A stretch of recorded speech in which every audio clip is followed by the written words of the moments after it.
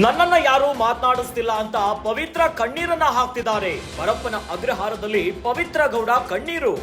ಮನೆಯಿಂದ ನೋಡಲು ಬಂದಿದ್ದಾಗ ನಡೆದ ಘಟನೆ ಇದು. ಜೈಲಿನಲ್ಲಿ ಮಗಳನ್ನ ತಪ್ಪಿಕೊಂಡು ಕಣ್ಣೀರಿಟ್ಟ ಪವಿತ್ರ ಗೌಡ. ನನ್ನನ್ನ ನೋಡಲು ಮನೆಯಿಂದ ಯಾರು ಬರ್ತಿಲ್ಲ, ನನ್ನ ಜೊತೆ ಮಾತನಾಡಲು ನಿಮ್ಗೆ ಯಾರಿಗೂ ಇಷ್ಟ ಇಲ್ವಾ, ನಾನು ನಿಮ್ಗೆಲ್ಲ ಅಷ್ಟೊಂದು ಬೇಡವಾದ್ನ ಅಂತ ಪ್ರಶ್ನೆ ಮಾಡಿದ್ದಾರೆ. ಅಳುತ್ತಿದ್ದ ಪವಿತ್ರರನ್ನ ಸಮಾಧಾನ ಪಡಿಸಿದ ಪವಿತ್ರ ತಾಯಿ.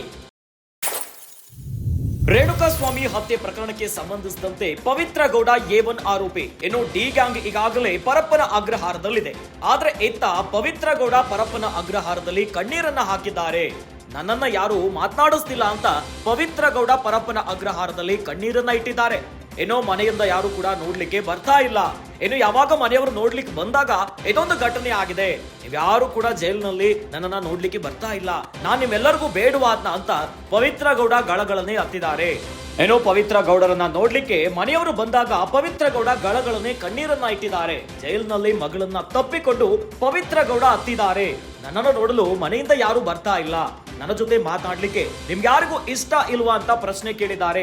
ನಾನು ಈ ಪ್ರಕರಣ ಆದ ಮೇಲೆ ನಿಮ್ಗೆಲ್ಲರಿಗೂ ಕೂಡ ಬೇಡವಾದ್ನ ಅಂತ ಏನೋ ಪವಿತ್ರ ಗೌಡರನ್ನ ನೋಡ್ಲಿಕ್ಕೆ ಬಂದಿರುವಂತ ಪವಿತ್ರ ಗೌಡ ತಾಯಿ ಮತ್ತು ಮಗಳನ್ನ ಉದ್ದೇಶಿಸಿ ಪವಿತ್ರ ಗೌಡ ಅಳುತ್ತಾನೆ ಮಾತನಾಡ್ಬಿಟ್ಟಿದ್ದಾರಂತೆ. ಏನೋ ಅಳುತ್ತಿದ್ದ ಪವಿತ್ರರನ್ನ ಸಮಾಧಾನ ಪಡಿಸಿದ್ದಾರೆ ಪವಿತ್ರ ತಾಯಿ. ರೇಣುಕಾಸ್ವಾಮಿ ಹತ್ಯೆ ಪ್ರಕರಣಕ್ಕೆ ಸಂಬಂಧಿಸಿದಂತೆ ಪವಿತ್ರ ಗೌಡ A1 ಆರೋಪಿಯಾಗಿದ್ದಾರೆ.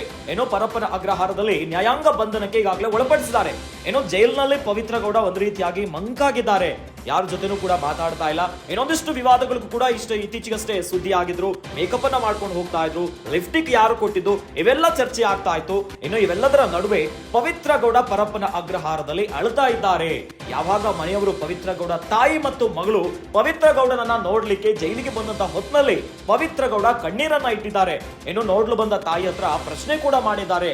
ಯಾವಾಗ ಈ ಒಂದು ಪ್ರಕರಣ ಆಯ್ತು, ನಾನು ನಿಮ್ಮೆಲ್ಲರಿಗೂ ಕೂಡ ಬೇಡವಾದ್ನ ಅಂತ ಪ್ರಶ್ನೆ ಮಾಡಿದ್ದಾರೆ. ಇನ್ನು ನನ್ನ ಜೊತೆ ಯಾಕೆ ಮಾತಾಡ್ತಾ ಇಲ್ಲ, ಯಾಕೆ ನನ್ನನ್ನ ನೋಡ್ಲಿಕ್ಕೆ ಬರ್ತಾ ಇಲ್ಲ ಅಂತ ಪ್ರಶ್ನೆ ಮೇಲೆ ಪ್ರಶ್ನೆಯನ್ನ ಹಾಕ್ತಾ ಒಂದ್ ರೀತಿಯಾಗಿ ಭಾವುಕರಾಗಿಬಿಟ್ಟಿದ್ದಾರೆ. ಏನೋ ಅಳುತ್ತಿದ್ದಂತ ಪವಿತ್ರರನ್ನ ಸಮಾಧಾನ ಪಡಿಸಿದ್ದಾರೆ ಪವಿತ್ರ ಗೌಡ ತಾಯಿ.